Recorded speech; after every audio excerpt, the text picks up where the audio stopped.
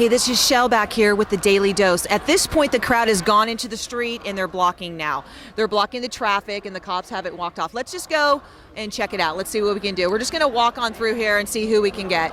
Hey, this is Shell with the Daily Dose, and we have Terry here, and she's from Sonora, District 95370. I just want to know of how healthcare, not necessarily for everyone else, but for how has it affected you or somebody in your personal life? Well, I'm glad you asked me that because I'm a registered nurse, and I've been a registered nurse for almost 30 years. I work in the emergency department, and I have seen people suffer and suffer bad. I see it every day. Now, and you had one question for Tom, because you know you're not going to get all the time. If you had your one question, what would it be?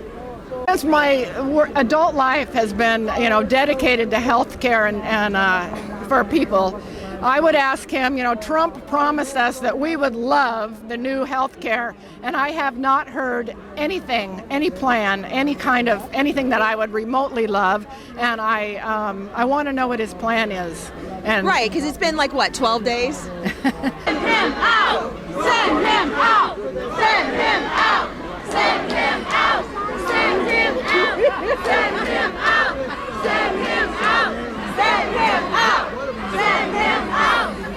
Dose back here. We got Justin here, and he's somebody that's witnessed a past hometown meeting, right? Yes, Tell me about that. Yeah, so I was here during a midweek meeting that Tom had come back into the district, and he actually does this pretty regularly. Sometimes twice a month he'll actually hold a town hall, and I was here at this particular location for an evening meeting. The room was about 3/4 full. I've never seen a crowd this big for one of these sorts of meetings, but anyway, at that meeting, Tom opened the floor to questions for everybody, and where he gave everybody a chance to ask, he didn't cut anybody off. He answered every question that was asked personally. He stayed the whole time, even though it took a couple hours. You're part of his district, right? Where are you from? So I am originally from Placerville, but I live here in Rockland now for the work that I do for a solar and battery energy company. So you claim this town. You're a transplant, but that's okay. Yeah, this has become my new home, and it's a wonderful place here. All right, well, thank you for that. I appreciate that. Okay, right now there's a live Twitter feed going on, and the person did scan the room. I only see a few empty seats, honestly. I don't see that the room, the way they're showing it, I guess it shows 300 people. So they kept a big section open in the middle. They didn't even put chairs in. Right, so what it is there's an open area. Well, that's probably for security too, though, but they probably could have fit a whole bunch of seats in there. I don't know how the theater's set up. Is that the way it normally is, or did they take seats out? I don't know this See, theater. we don't know. I don't see a whole bunch of empty seats, though. I see several clumps of empty seats. I see, 4 here, 6 there. Yeah. So there's definitely... So maybe... They didn't fill it. They didn't let enough people in, clearly. Yeah, maybe 50 more people could have went in. Deeper stuff. Why are you here? Okay, well, first of all, I don't know Tom. Okay. But what I do know is that Tom doesn't represent America in what I consider our American values. Okay. I came here because over a week ago, we had a refugee ban that was an executive order that came down that is unconstitutional, and it threw me over the edge. Okay. I have been, my first protest started last summer.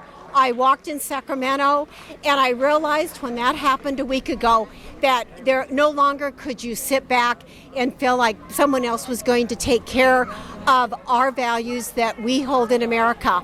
And I am here to protest the refugee ban and any other Trump agenda item that hurts people. Okay, as far as you personally, though, I understand that your passion's for the American and the Constitution, but as far as the ban, can you speak to how it's going to affect you personally?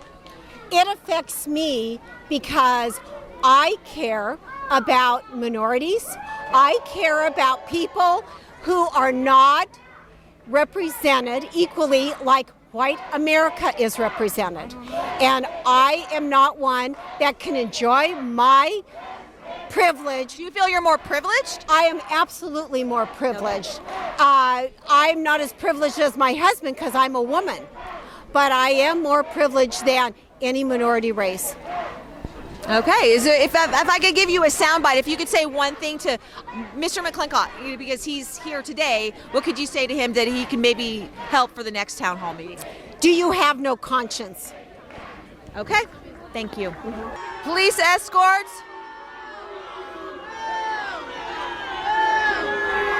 It's okay.